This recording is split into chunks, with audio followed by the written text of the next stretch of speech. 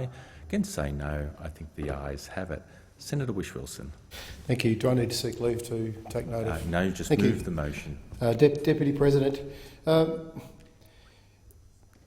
it's with a heavy heart that I say today how disappointed I am with the response of Senator Abetz to a very important question from Senator Di Natale, asking him why Parliament can't have a say and a robust debate about what appears to many people to be an open-ended conflict, perpetual war in the Middle East.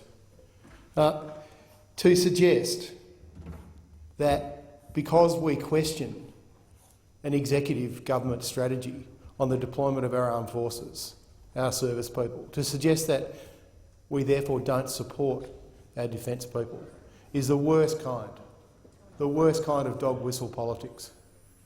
The worst kind of dog whistle politics. So let me make it very clear. Thank you, Senator Canavan, through your chair.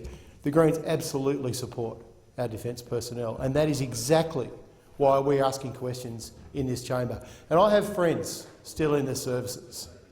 And I can tell you they would want someone in Parliament asking the right questions, asking to have a debate about the deployment of defence personnel. They would want to know. They would want to know that their Parliament was debating this. Now, for Senator Abetz to say, therefore, we don't support defence personnel because we question the question. If we're not going to question our government's deployment of service personnel, which is some of the most important decisions anyone in government can make, if we're not going to question that in Parliament, then where? Then where will it be questioned? This is the place to do it. This is what we've been elected by the Australian people to do. And to use the dog whistle that somehow we don't support people in uniform, this is exactly what we heard 100 years ago around debates on conscription in the First World War. The same thing if you don't support sending Australian soldiers over there, you're against defence personnel. When, in fact, a lot of the people wanted to protect Australians going off to war because of what was a horrific conflict back then. Now, I marched the first time in my life when I was a banker in Sydney against the Iraq War, and I don't know why. I did at the time because it felt wrong. And 13 years later, I'm standing in Parliament talking about a conflict that has stemmed directly from our illegal invasion of Iraq in 2003. Now, I recently read David Kilcullen's quarterly essay, Blood Year, and I recommend that every senator reads that.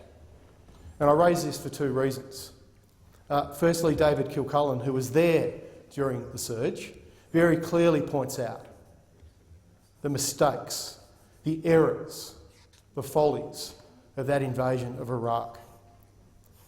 But what was very troubling to me was then he went on to say that the current strategies in place aren't working, won't work, can make the situation worse.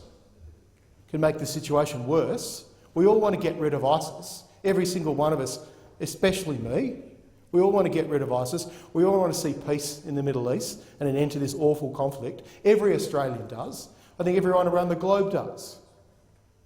But David Kilcullen raises the question, as have a number of other military experts, that our current strategy is not working and is only making things worse. It's increasing radicalisation. It's exactly what ISIS want. It's exactly what they want, and we're giving them what they want.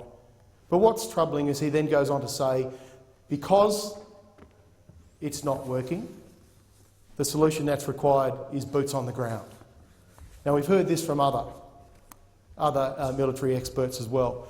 Senator Milne, almost a year ago, stood up in here and said, when we first started bombing in Iraq, that we were concerned about mission creep and we wanted a debate. Well, we've had mission creep today. We've had official recognition of mission creep. And I hope to hell that we won't have to send soldiers into Iraq and Syria next year, next September, because that's a decision that's been made by our government. Now, I just want to leave on this note. Senator Abetz feigned outrage that Senator Di Natale questioned the timing of this announcement. Let me make it very clear. This government has politicised national security, and it has undermined their credibility.